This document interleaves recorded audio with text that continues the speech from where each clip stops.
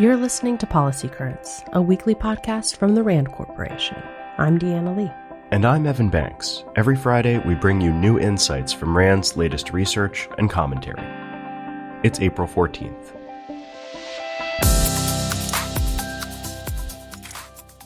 Over the last 2 decades, Americans have been disagreeing more and more about basic facts. This division is part of truth decay, a topic we've discussed previously on the show. Truth decay is defined as the declining role of facts and analysis in American public life. It's a phenomenon that we see play out every day, and it has serious consequences, such as undermining public trust in government institutions, contributing to political gridlock, and eroding civil discourse. According to a new RAND paper, truth decay is also affecting the country's security and stability. For example, truth decay could drive policymakers to more extreme positions, ultimately leading to political paralysis on important foreign policy and national security issues. And if policymakers are seeking information that simply conforms to their pre-existing views, a common practice in the truth decay era, then U.S. intelligence could appear less credible to them. Truth decay also makes the U.S. more vulnerable to foreign influence and information operations. Truth decay can even have a direct effect on national security institutions, such as the U.S. military. For instance, in 2021, the Department of Defense mandated vaccination against COVID-19 for active duty and ready reserve service members. It's important to note that mandatory military vaccination is not new or unusual. Vaccination for service members has been mandated since vaccines first became available. However, there was some resistance to the COVID vaccine mandate, resistance that was largely fueled by misinformation. And, as of last July, nearly 7,000 service members had been separated from the military for refusing to get vaccinated. And even though a large majority of the military is vaccinated, this loss of nearly 7,000 personnel is not insignificant, especially given the cost of recruiting and training service members. Examples like this show how the spread of false information and other truth decay trends can be dangerous to U.S. security.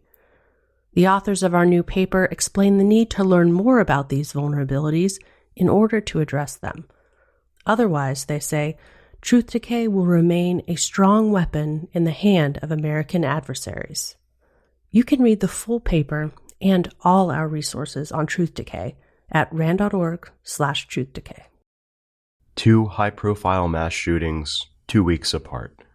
The recent attacks in Nashville and Louisville are the latest reminders that gun violence in America shows no signs of stopping.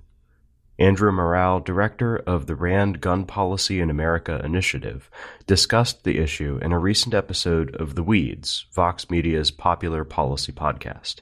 Much of the discussion centered on the possibility of reinstating an assault weapons ban, an idea that has gained significant public support as a potential tool to prevent mass shootings.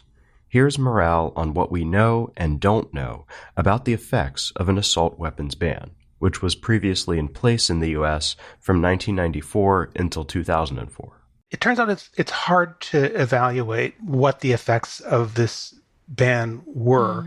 I think most researchers now believe that the ban had probably mixed effects on gun violence. It may have reduced the use of assault weapons in gun crimes, but that seems to have been compensated for by other kinds of crimes. It didn't have an obvious effect on mass shootings, for instance, although when the ban lapsed in 2004, mass shootings did start increasing and the share of those shootings that used assault weapons rose dramatically. Morale also broke down why it's difficult to discern the effects of many gun laws. In short, the problem has been a lack of data, he says. However, some gun laws do have data to back them up.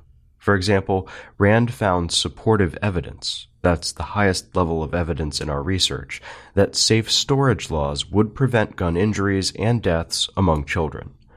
There's also supportive evidence that stand-your-ground laws increase firearm homicides.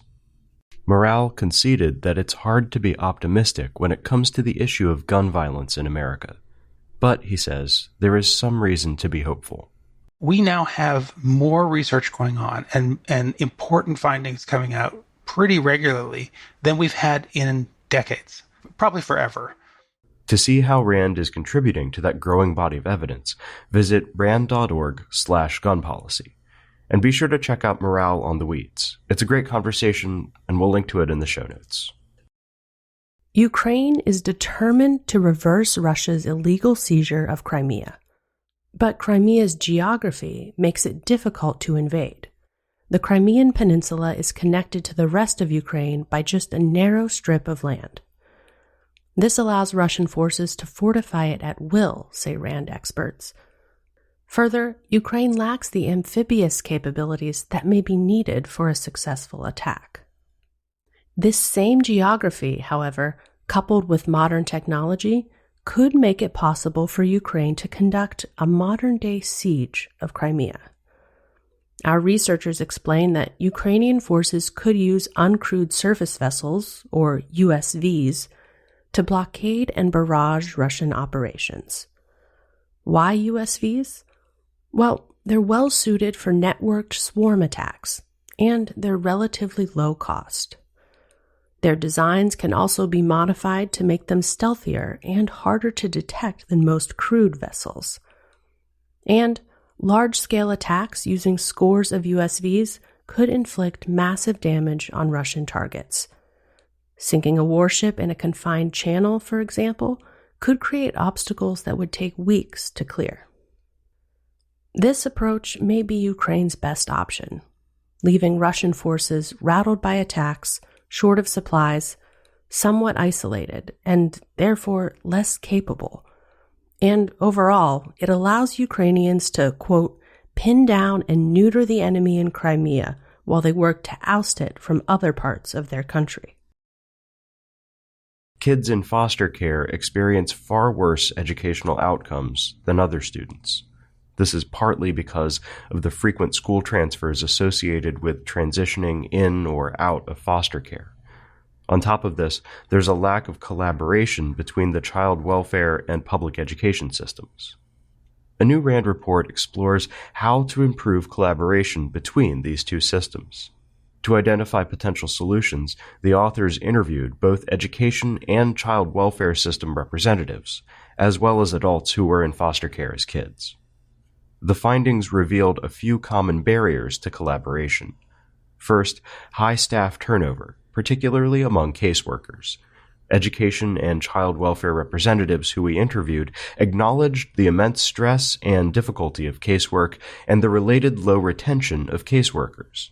This is related to the second challenge. High turnover means that caseworkers often have too few opportunities to be trained in educational stability and support. And third, geographical differences were a major issue.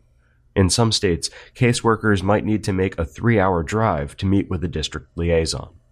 Of course, these long distances also mean that students were sometimes subject to long commutes to maintain school stability.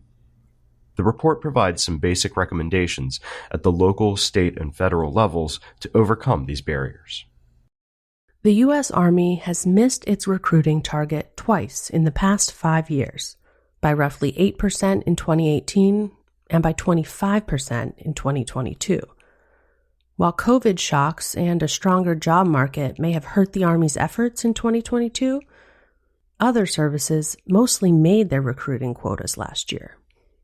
To address this, Army recruiters may want to focus on slightly older individuals, and not just because doing so could help them hit their numbers. A recent RAND study finds that recruits in the 25 to 35 age range may perform better as soldiers in a few key areas than those aged 16 to 18.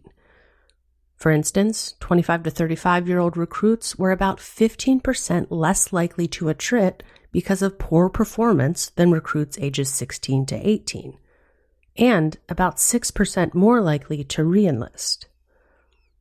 In that same study, recruiters noted a perception that older recruits are more focused, more motivated, and ready to ship to basic training more quickly.